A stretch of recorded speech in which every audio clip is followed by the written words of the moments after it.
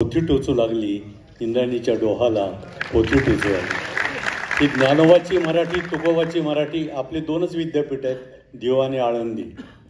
या दोन विद्यापीठांनी हा महाराष्ट्र सगळा घडवलेला आहे.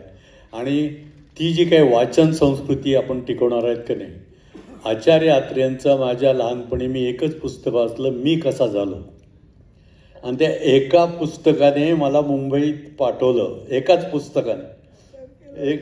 आणि मग असं वाटतं की सासोडून निघालेली एक व्यक्ती इतक्या क्षेत्रात जाऊ शकते.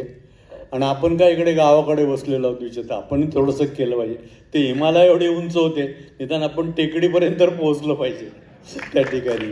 म्हणजे मी कसा झालो, एका पुस्तकाने माझं आयुष्य घडवलेलं आहे हे मी अनेक ठिकाणी सांगतो. आणि म्हणून तुम्हाला विनंती करतो की तुम्ही वाचा, नका वाचू, पण तुमच्या घरातली जी लहान मुलं असतील त्यांना ही पुस्तकं वाचायला सांगा, तर आपली मराठी टिकेल. नंतरच्या कार्यक्रमात बघ राहिलेलं मी बोलेन. धन्यवाद.